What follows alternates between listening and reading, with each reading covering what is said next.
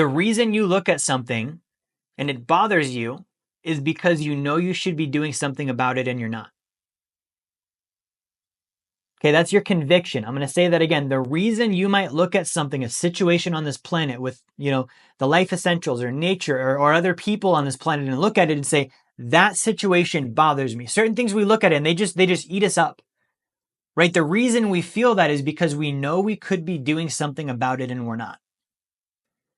One of the reasons we're not is we've been taught the game is just work for your paycheck and mind your own business and save up your money and make sure you give it all to Wall Street and all to the banks and wait till you're 65 because you don't want to touch it until then. Guys, the problems, think about how bad it is today. How bad it is today. And if you wait till you're 65, you give up control of all your money, you give it to Wall Street and financial institutions and banks till you're 65 years old. How bad are those problems going to be 4 decades from now? 3 decades, 2 decades, even a decade, if we don't do something about them today.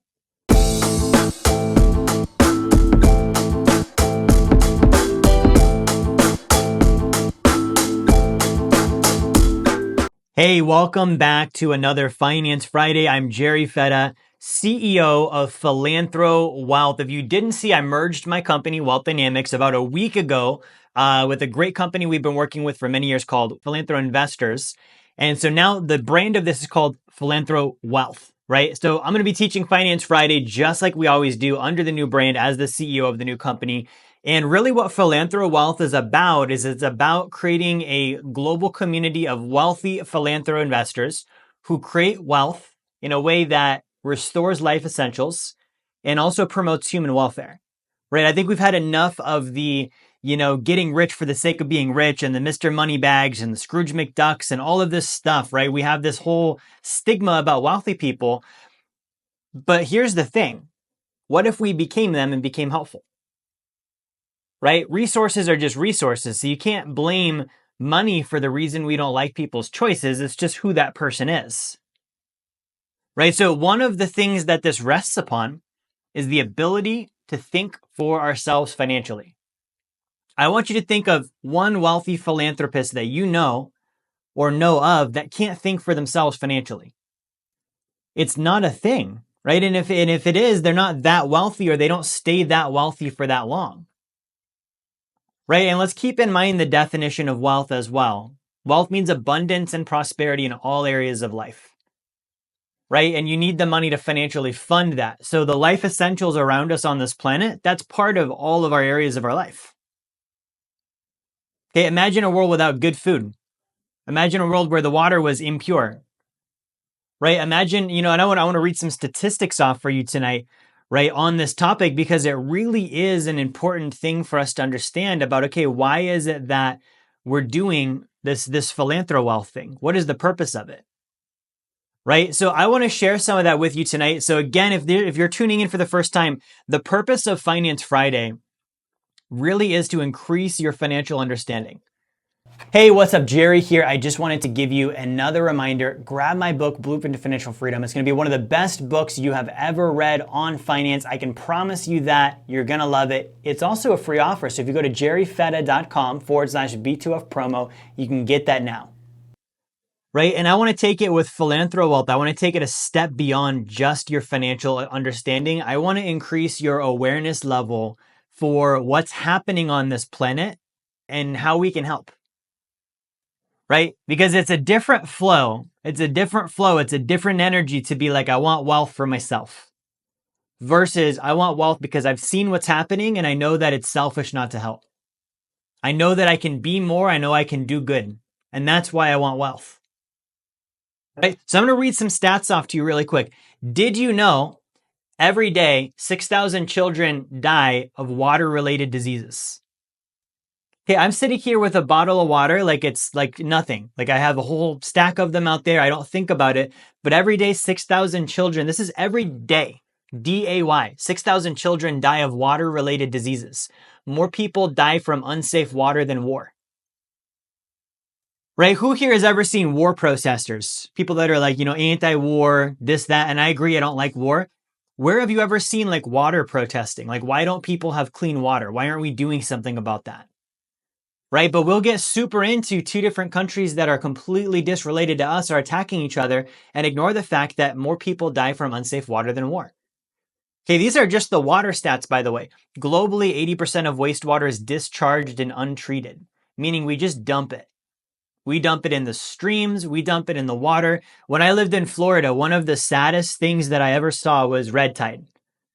Red tide means that there's this red algae that comes in from the creeks and the rivers into the ocean, and it kills the sea life. So you go to St. Petersburg Beach during red tide and you see dead dolphins.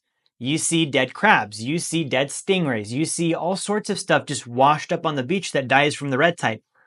The red tide is because people dump their wastewater in the rivers.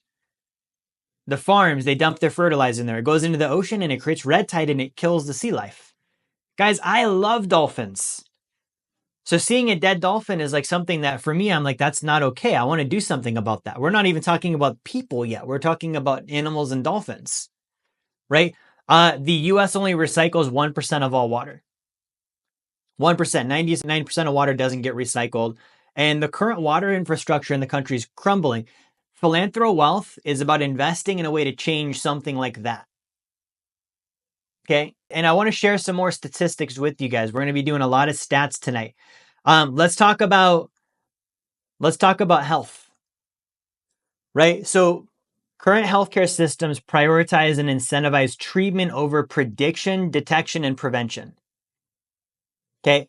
We have over 2.375 million deaths per year because of health related stuff. 80% of chronic illnesses could be prevented. I'm going to say that again. 84% of chronic illnesses can be prevented. Not treated, like prevented, like you don't have to have them. Okay. We have 366 million current US cases of people who have illness that could be treated. The cost per year of total healthcare in this country is $1.3 trillion. $1.3 trillion. Okay. That's on the health side of things. Let's talk about housing.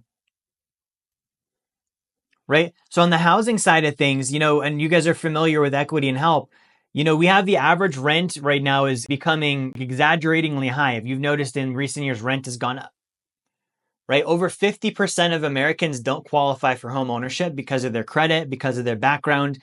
They're not going to have a house. They're spending, $1,100, $1,200, $1,300 a month minimum on rent. And so we have a program where we can help with that. We can provide roofs over heads, real home ownership, stability for families.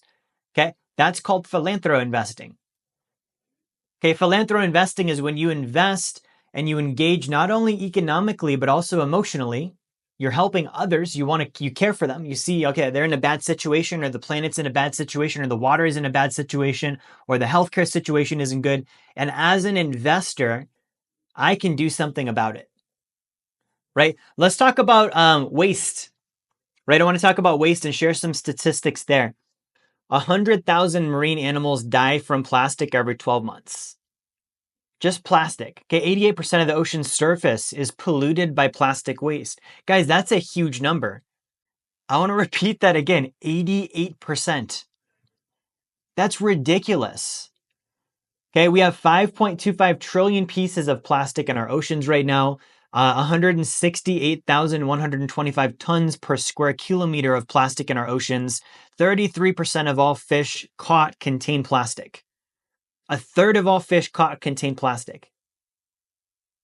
Right? These are some of the problems that are happening on our planet. And so one of the reasons why I came in and I merged with Philanthro Investors and we created this Philanthro Wealth brand is it goes beyond just me. It goes beyond just my family. It goes beyond just the ones I care about. It's like, okay, great. This phrase, I don't need all that. Right? It's not about what you need. What if you could produce more than you needed and you could use the surplus to help, to do something, to give a damn? Right? That's what Philanthro Wealth is. One of my mentors, Andrew Carnegie, a guy I study a lot, right? He wrote this book called The Gospel of Wealth.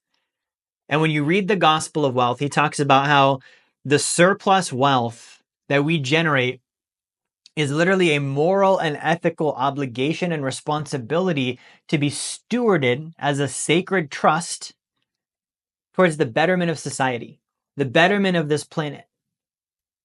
Right? So he's literally, guys, America's first billionaire and the richest man in American history. And his philosophy was you get wealthy so that you can, moderately take care of yourself and your family and have the things you want. Yeah, but the surplus, you use that to make the world a better place. And here's the thing that gets me is we have these conversations and I hear people talk about legacy. Legacy, legacy, legacy. I want to leave money to my kids. I want to leave money to my grandkids. I promise you the money won't still be there. There's not a single currency in the world that's lasted that long. And even if it was, it's going to be more of a curse to them than a gift if you don't teach them how to use it right. But I want to ask you, what's more important, leaving behind money or leaving behind a better world?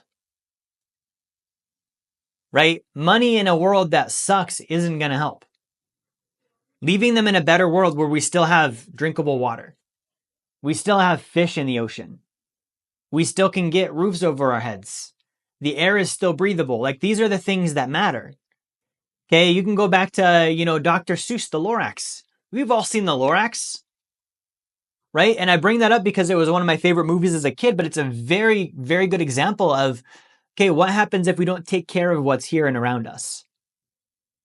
Right? And it doesn't need to be nonprofit and it doesn't need to be volunteering and donating. I'm not saying there's anything wrong with that stuff, but what if you could invest in a way that does that? Where you can start to improve life essentials. Water is a life essential. Clean air is a life essential. There's actually 10 life essentials. I'm going to read them off to you, okay? So here are the life essentials: water, health, housing, environment, food, wellness, energy, structure, animals, art, literacy. Those are all of the life essentials. So what if we invested in a way that we improved the air, we improved the food, we improved wellness, we improved energy, right? Energy meaning like the way we create energy on this planet, electricity, solar, these types of things, right? That's versions of energy. Structure, right? Animals, art, literacy, like these are all things that are important. And then we've also got, the water, the health, the housing, the environment, some of the other ones we talked about. That's what philanthro wealth is about. Right. So I want you to think about that, like as we're, doing more and more content with Philanthro Wealth, what we're building is what I call the Philanthro world. Okay. The Philanthro world is this. It's a global network of wealthy philanthropists who are creating wealth in a way that restores the life essentials and promotes human welfare. Right. And it means that we're not investing just for raw capitalism and money on money. Like this idea of like, for example, this is one of the reasons I don't own rental real estate. I don't really think it's helping anyone. I'm not interested in having this little peon live in his house and pay my mortgage for me. I don't like that story. When I hear influencers and gurus talk about, oh, this guy lives there and he pays my mortgage. I saw, a very popular influencer the other day and he's like, I won't buy a Rolls Royce, but I'll buy real estate and make my tenants pay for my Rolls Royce. And I'm like, I would hate, like, if I was the tenant, I would hate that guy. Could you imagine that? You're throwing rent away every month so that guy can have a Rolls Royce. I wouldn't want that to happen to me. So why would I want to do it to others? And one of the problems with finances is there are good ways to go about it that are helpful. And then there are ways that are like downright wrong. They're suppressive. They prey on others. They're predatory. And what can happen is we learn about these various ways of building wealth and we learn about the stuff that's been happening to us. The stuff we didn't like, what the banks are doing to us and what Wall Street is doing to us and what the financial institutions are doing to us and the tax agencies and this and that. And we learn all about it and then we go and do it to other people. Right? Let's keep a really basic rule in. It's called the golden rule. Don't do stuff to others you wouldn't want them to do to you. So if you don't like the fact that you're paying interest to a bank and you're not getting anything in return, why would you go do that to someone else? Take and not give them anything. See, I don't mind paying interest to a bank, but it's the fact that it wasn't their money. I'm not actually getting anything. They're greedy. They're risking other people's life savings. So I don't support that system. Right? So I'm not going to be like, well, let me figure out how to go do that to someone else. Right? I don't like what Wall Street does. I don't like that I buy an invisible share of nothing and then they commit fraud with it over and over and over in a legal sense. And they just spend enough money on lobbyists that it's okay to do. I don't like that. So I'm not going to do that to other people. So I need to take a different path with my wealth. That's what Philanthro Wealth is about. Okay. So what I want to do with you really quick tonight, I want to share with you our next law of wealth and our installment that we've been doing on the Blueprint to Financial Freedom, right? So the Blueprint to Financial Freedom, it's a book that I wrote a couple years back, right? And this is a step-by-step guide to achieving passive income that exceeds your generosity, expenses, taxes, and savings. And this is something that, you know, in my old company, Wealth Dynamics, we literally coach people on this. And we're going to continue doing that with Philanthro Wealth. So the blueprint, not going to change, not going anywhere, right? But part of what's in there is the ability to think for ourselves financially. And one of the new elements we need to think about is what is the effect we're creating on the life essentials and on human welfare in the way that we behave with our finances or the way we choose not to behave with our finances. That's a new level of awareness. And that's not something that I was taught initially. You have to understand, I went from the traditional retirement investing, you know, the mutual funds and the 401ks to then the real estate stuff. And then getting into, you know, becoming my own bank. And it started in layers and thresholds. And it wasn't until I started to become more financially mature that I realized when you become financially independent, where you don't have to trade time for money anymore, money no longer becomes the game. It no longer is a necessity. It's like I could literally do nothing, and next month I'm going to have more in my net worth than I did last month. Right? When you get to that point in time and money is no longer the motivation, I experienced a loss personally. Right? Kind of like, what is life about? And it's funny because this is the pinnacle. It's the thing we go for. We're like, yeah, I want to get there. And I'm telling you, when I got there, I was like almost depressed. And I'm not telling you don't get there, and it's not the old adage of, oh, see, money can't buy happiness. No. It's because I achieved my goal. I won the game, and I didn't know what the next goal was. You know what I mean? I didn't think about what the next game would now be. Because initially the game is, you know, earn, save, invest, earn, save, invest, earn, save, invest, and you're pursuing that. And you don't really think about the next game because it's such a big target. To be financially independent, most of us need to have a $2 million net worth or higher, not including our primary residence, right? That puts you in the top 10% of net worth in the country. So we need to make it into the top 10%. That's a big target. You don't ever think you're really going to get there. You keep pushing and following the blueprint. You finally get there. And if you haven't thought about, I no longer have to do what I do for money. So then why do I do what I do? Right? Fun could be a reason, right? But everything is fun until it's not. We've all gotten bored with things we love before. I love the gym. I haven't been in the weight room in like 2 months. I got bored with it. I'm doing running and a lot of, you know, more circuit training right now, more sports style training because that's more fun for me right now. So I can't live on fun, right? And it can't just be personal gain. It can't just be what I'm going to have and get. So it starts to become into like, what are the things that I really care about? And what are the things that it's like, if I don't do something about that, nobody is. If I can, I should, right? It's a sense of duty. And that's more aligned with purpose. That's the reason why I do the things I do. So when you become financially independent, you start to realize what Andrew Carnegie said. And I had to reread his book, Gospel of Wealth. I had to reread it again. And it was like, you're using this as a sacred trust, your surplus wealth, to make the world a better place. And I thought that was very fitting because he calls it literally word for word, a sacred trust, right? What do we call our account? I didn't even put this together on purpose. The sacred account, right? You have a sacred mission as a financially independent person. You have a sacred mission of not just caring for you and yours, but making the world a better place with your wealth, restoring life essentials, promoting human welfare. Okay, and I'm going to tell you a quick story real quick before I dive into our law of wealth tonight. When I was a financial advisor, I remember sitting down and we would sell, you know, mutual fund portfolios and retirement portfolios strictly based on returns. Right? Returns and risk tolerance. That was it. What's your risk tolerance? What are the returns you're looking for? Here's mutual fund B, and that's going to be the thing we're going to offer you. Okay, now I've talked about this before, and I'm going to draw this out on the whiteboard. With a mutual fund, you have a basket of stocks and bonds.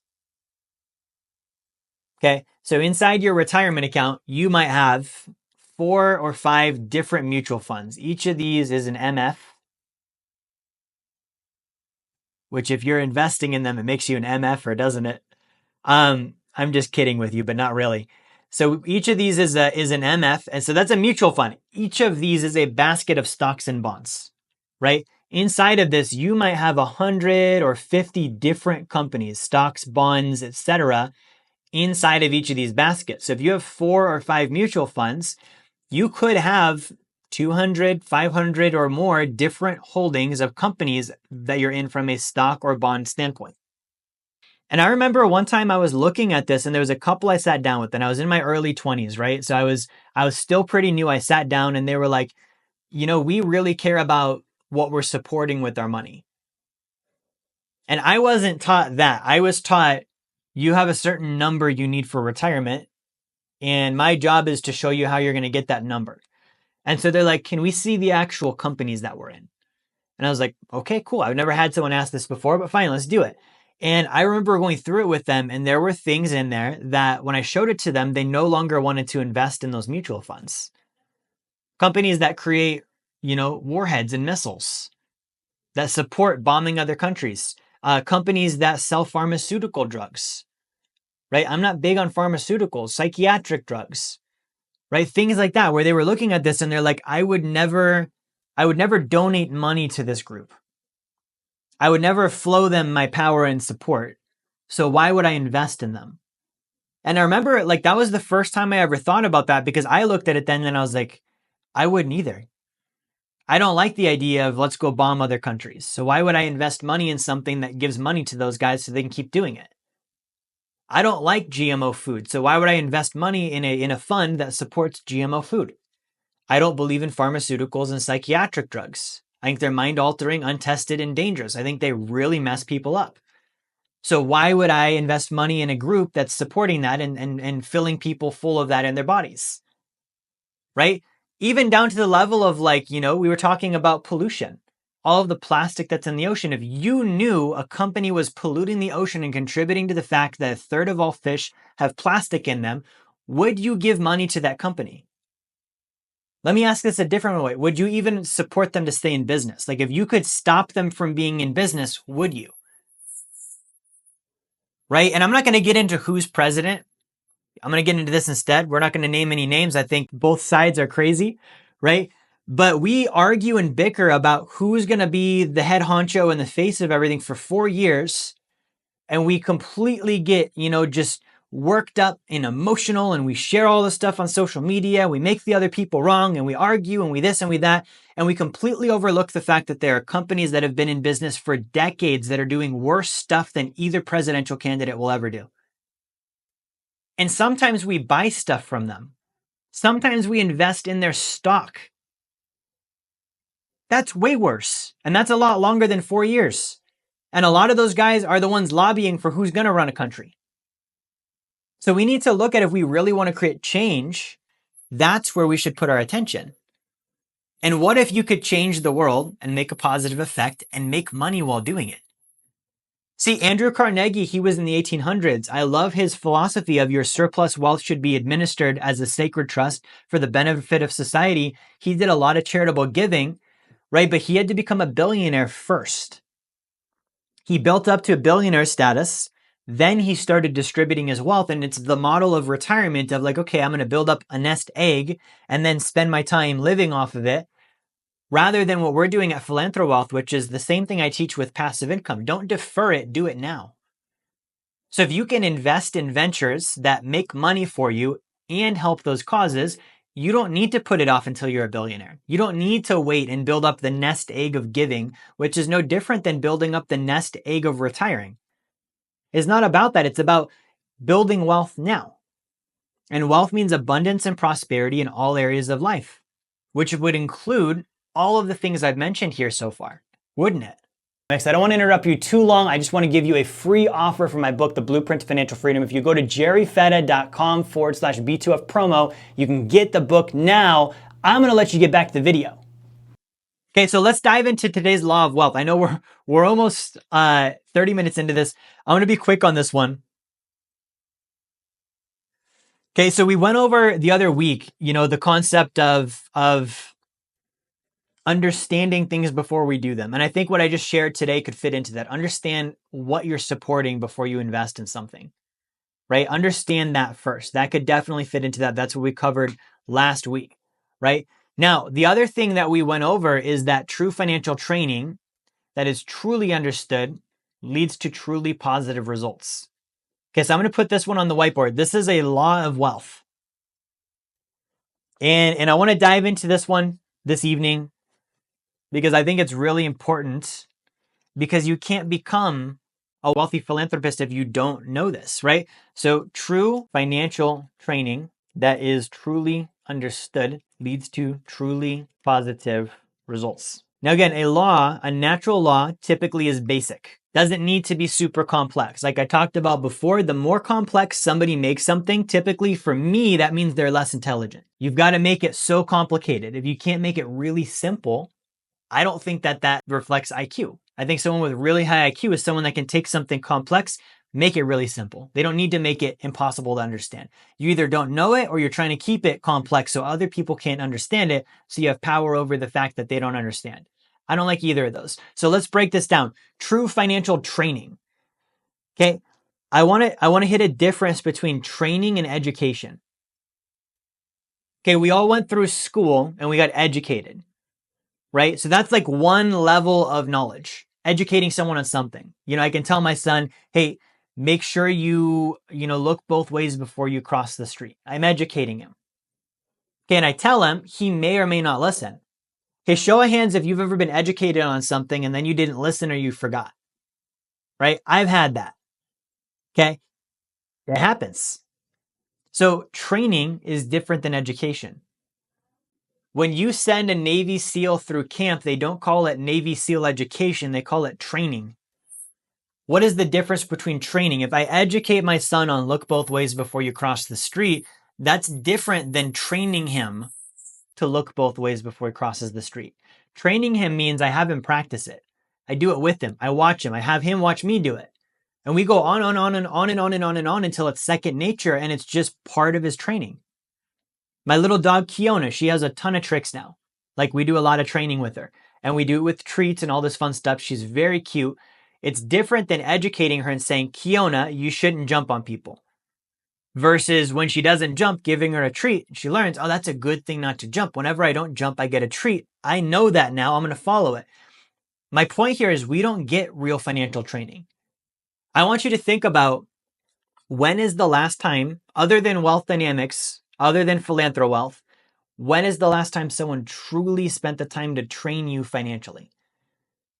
Not educate you and just say, here's how it works and you should remember that, but actually do it with you and watch you do it and coach you through it and get it to the point where for you it becomes second nature. That's financial training. So true financial training, if you have that and it's truly understood, okay, what does it mean to understand something? Okay, it's not just like I heard it once. It's not just I recognize the speech pattern of those words. Understanding something means it's part of you. It's got a deepness inside of you. When you understand your spouse, for example, you're not like, oh, that's my spouse. It's like, no, I actually feel them. When you understand someone else's viewpoint, you see it the way they see it. You're not just like, oh, I know what they said. You're no, I can actually see what they're seeing.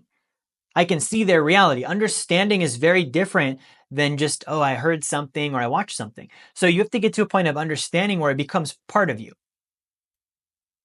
right? The real wealthy people on this planet, you could rob them blind, you could drop them in the middle of nowhere, and they would still get there again. Why? Because they understand it. It's part of them. No one needs to teach them what to do. They've already done it before. Why? Because they had real life training. Real life training becomes real understanding. It becomes part of you, right? Then when you have those things, the true financial training that's truly understood, it leads to truly positive results. Okay, what are truly positive results? They're results where you look at them and you're like, yeah, this is good.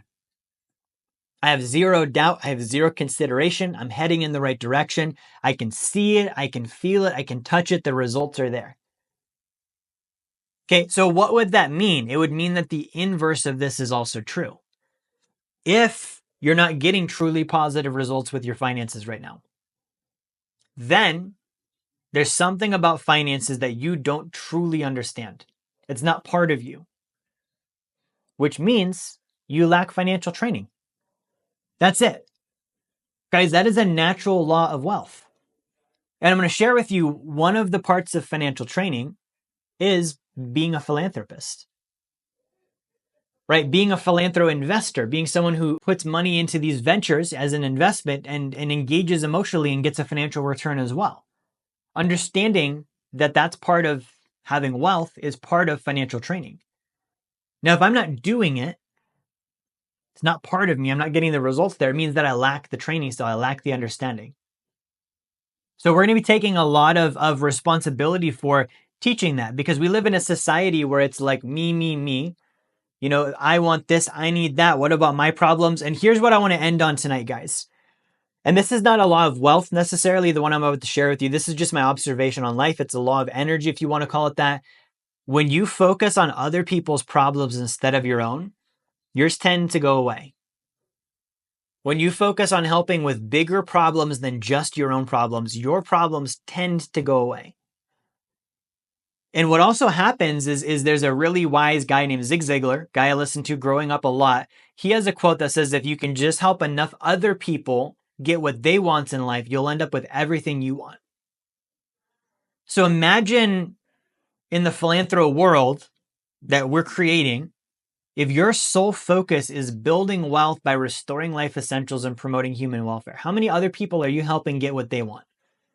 And I'm not talking about, oh, this person wants a new car. I'm talking about people that are like, dude, I want clean water. I want fish without plastic in them, right? I want to be able to have a house over my family's head. Like these are real essentials of life. When you furnish those for people, you deliver them because those are wanted and needed at the highest level by all people, regardless of skin color, race, country, language, it doesn't matter. When you deliver on those things, you will always have a way to prosper.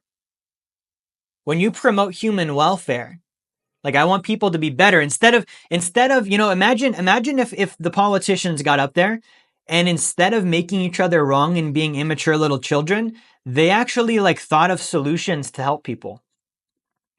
Instead of this is why this person's bad, and here's why that person's bad, and here's why what they're saying isn't true, and here's why what they're saying isn't true. It's literally like watching my siblings fight. Right? And we have some of the brightest minds in this country that could get up there and say, hey, regardless of who wins, let's solve the water problem. I would be way more engaged in it. I don't know about you, but I would actually care. I would actually watch it and be like, wow, this is some good stuff. Right? There aren't enough people out there promoting human welfare. The well-being of those around us. We share this planet together. Borders are invisible. They're made up. They're invisible lines. I'm not telling you there should be no borders, but I'm saying someone that lives on that side of the line has the same body as you. They breathe the same air as you. They live on the same planet as you. They feel the same feelings as you.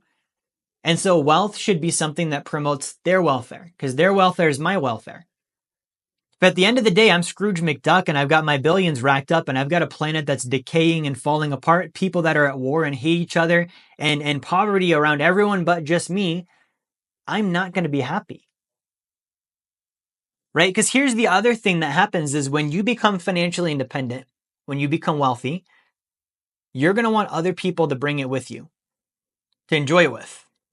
Okay, there's a guy that I follow quite a bit. His name's Tom. He goes on these crazy trips with people. His friends, his families, his employees. He'll drop $500,000, invite, you know, the 30 or 40 people he loves the most in life to come with him, and they'll go to Europe and just party and have fun for a week. And it's on Tom. Right? So he's promoting human welfare by doing that, isn't he?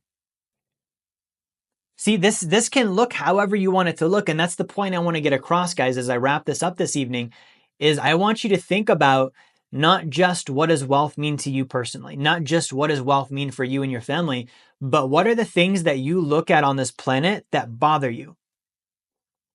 And what I'm going to say next, and then I'm going to end this, might sting a little bit. The reason you look at something and it bothers you is because you know you should be doing something about it and you're not.